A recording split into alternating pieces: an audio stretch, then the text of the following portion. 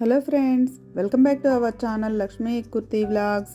ఈరోజు వీడియోలో మన సంక్రాంతి స్పెషల్ పిండి వంట నేతి అరిసెలు చూపిస్తున్నాను. ఈ కొలతలు ఈ టిప్స్ ఫాలో అయితే ఎవరైనా కొత్తగా చేసేవాళ్ళైనా కానీ ఈజీగా చేయొచ్చండి. ఫస్ట్ టైం అయినా కానీ చాలా బాగా వస్తాయి. వీడియో చూసే ముందు ఛానల్ ఎవరైనా ఫస్ట్ టైం చూస్తున్నట్లయితే సబ్స్క్రైబ్ చేసుకోండి. ఇప్పుడు వీడియో చూద్దాం. ముందుగా 2 కేజీల బియ్యము శుభ్రంగా కడిగి నానబెట్టుకోవాలి. రేషన్ బియ్యం అయితే ఒకరోజు నానబెట్టుకుంటే సరిపోతుంది. ఈరోజు మార్నింగ్ పెట్టుకుంటే రేపు మార్నింగ్ వరకు సరిపోతుందండి. లావు బియ్యం అయితే 2 రోజులు నానబెట్టుకోవాలి. ఈరోజు పోసుకుంటే ఎల్లుండి వేయించుకుంటే బాగా వస్తాయి. అరిసెలకి బియ్యం బాగా నానితేనే పిండి బాగా వస్తుంది. బియ్యం నానబెట్టుకున్న తర్వాత 2 పూట్ల కూడా కడిగి పెట్టుకోవాలి. ఒకరోజంతా నానబెట్టుకున్న తర్వాత ఈ బియ్యాన్ని శుభ్రంగా కడిగి చిల్లులు గిన్నెలో వడేసుకోవాలి. నీళ్ళన్నీ పోయిన తర్వాత ఇలా ఒక డబ్బాలో వేసుకొని పిండి వేయించుకోవాలి. బాగా ఆరనవసరం లేదు, బియ్యం కొంచెం తడిగా ఉండాలి. నేను 2 కేజీల బియ్యంకి చూపిస్తున్నానండి. గ్లాస్తో అయితే 8 గ్లాసులు. బియ్యం నానబెట్టుకునేటప్పుడే 1 గ్లాసు ఎక్స్ట్రా వేసుకోవాలి. ఒక్కొక్కసారి మనకి కొంచెం బరకొచ్చినా కానీ పిండి మిగిలిపోతుంది కదా, అలాంటప్పుడు మనం పాకం పట్టిన తర్వాత తక్కువ అవ్వకుండా కొంచెం ఎక్స్ట్రా వేసుకుంటే సరిపోతుంది. పిండి పట్టించుకున్న తర్వాత ఈ విధంగా జల్లించుకోవాలి. జల్లించకుండా అలానే అస్సలు వేయకూడదండి, బరకొస్తుంది. అలా వస్తే అరిసెలు బాగా రావు. ఇలా జల్లించుకునేటప్పుడు కూడా పిండిని అదింపెట్టుకుంటూ ఉండాలి, ఆరిపోకుండా. చూడండి, మొత్తం జల్లించుకున్న తర్వాత ఇలా అదింపెట్టేసుకొని మూత పెట్టుకోవాలి.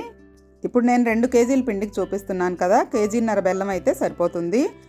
కేజీ బియ్యానికి 750 గ్రాముల బెల్లం అయితే కరెక్ట్గా సరిపోతుంది. ఇప్పుడు ఈ బెల్లం నలగొట్టుకొని ఒక గిన్నెలో వేసుకొని 1/2 గ్లాస్ నీళ్ళు పోసుకొని కరిగించుకోవాలి. ఇలా కరిగించుకున్న తర్వాత మనం పాకం పట్టాలనుకునే గిన్నెలో వడపోసుకోవాలి. బెల్లంలో డస్ట్ చాలా ఉంటుందండి. మనం ఇలా కరిగించుకొని వడకట్టుకోవడం వలన ఆ డస్ట్ అంతా పోతుంది. ఇప్పుడు ఈ గిన్నె స్టవ్ మీద పెట్టుకొని పాకం పట్టుకోవాలి. ఒక ప్లేట్లో నీళ్లు పోసుకొని రెడీగా పెట్టుకోవాలి, పాకం వచ్చిందో లేదో చూసుకోవడానికి. తర్వాత యాలకుల పొడి, 50 గ్రాముల నువ్వులు, నెయ్యి కూడా రెడీగా పెట్టుకోవాలి, పాకం రాగానే వేసుకోవడానికి. పాకం వచ్చాక వెంటనే పిండి వేసుకోవాలండి, లేట్ చేయకుండా. అందుకే ముందుగా అన్నీ రెడీగా పెట్టుకోవాలి. చూడండి, ఈ విధంగా ప్లేట్లో కొంచెం తీసుకొని వేస్తే ఇలా ఉండలాగా వచ్చినట్లయితే పాకం వచ్చినట్లే. మెత్తగా ఉంటే లేత పాకం అన్నట్లు. మనకి అరిసెలు బాగా మెత్తగా రావాలంటే అలా వేసుకోవచ్చు. అలా కాకుండా పైన క్రిస్పీగా లోపల మెత్తగా ఉండేటట్లు రావాలంటే ఈ విధంగా కొంచెం మోగేటట్లు వేసుకోవాలి. ఇప్పుడు పాకం రెడీ అయిపోయింది. దీంట్లో 1 స్పూన్ యాలకుల పొడి, 50 గ్రాముల నువ్వులు, 4 స్పూన్లు నెయ్యి వేసుకోవాలి. పాకంలో నెయ్యి వేసుకున్నట్లయితే టేస్ట్ బాగుంటుంది. ఇవన్నీ కూడా బాగా కలుపుకోవాలి. తర్వాత స్టవ్ మీద నుంచి దించుకొని పిండి వేసుకోవాలి. ఇలా కొంచెం కొంచెంగా పిండి వేసుకుంటూ తిప్పుకుంటూ ఉండాలండి. ఒకేసారి ఎక్కువ వేసినట్లయితే గడ్డలు కడుతుంది. అలా కాకుండా కొంచెం కొంచెంగా వేసుకుంటూ తిప్పుకుంటూ ఉండాలి. ఈ పిండి వేసేటప్పుడు ఎవరన్నా హెల్ప్ ఉంటే బాగుంటుంది, ఒక్కళ్ళమే వేసుకుంటే ఉండలు కడుతూ ఉంటుంది. చూడండి, ఇలా ముద్దగా వచ్చే వరకు పిండి వేసుకోవాలి. కొంచెం పిండి మిగులుతుందండి, మనం ఎక్స్ట్రా వేసాం కదా. తర్వాత ఈ గిన్నె మీద మూత పెట్టుకొని ఒక 15 నిమిషాలు ఉంచాలి. తర్వాత చూడండి, కరెక్ట్గా ఈ పిండి గట్టిపడింది. మనకి చేతికి నెయ్యి రాసుకొని ఇలా ముద్ద చేసినట్లయితే అంటుకోకుండా ఉంటే కరెక్ట్గా ఉన్నట్లు.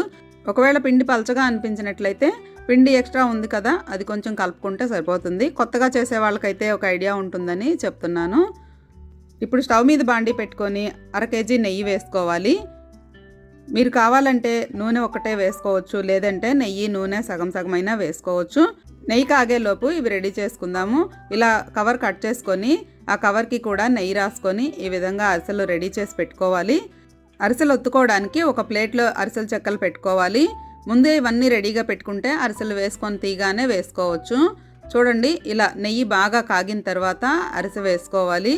మనకి నెయ్యి బాగా కాగితే చూడండి వేయగానే పొంగుతుంది. రెండో సైడ్కి కూడా తిప్పుకొని ఇలా తీసుకొని చెక్కల్లో వేసి ఒత్తుకోవాలి. మరీ బాగా ఒత్తట్లేదండి నేనైతే. నెయ్యి ఫ్లేవర్ ఉంటుంది కదా, అరిసెలు తినేటప్పుడు టేస్ట్ బాగుంటుంది. ఎప్పుడైనా నూనె బాగా వేడి ఉండేటట్లు చూసుకోవాలి. నూనె వేడి తక్కువ ఉన్నట్లయితే అరిసె వేయగానే మనకి విడివిడిగా వచ్చేస్తుంది. కరెక్ట్గా వేడి ఉంటే మనకి ఈ విధంగా పొంగుతుంది. చూడండి, అరిసెలు అన్నీ కూడా చాలా బాగా వచ్చాయి. ఈసారి మీరు కూడా అరిసెలు చేసేటప్పుడు ఇలా ట్రై చేసి చూడండి. ఈ వీడియో మీకు నచ్చినట్లయితే లైక్ చేయండి. ఛానల్ ఫస్ట్ టైం చూస్తున్నట్లయితే సబ్స్క్రైబ్ చేసుకోండి.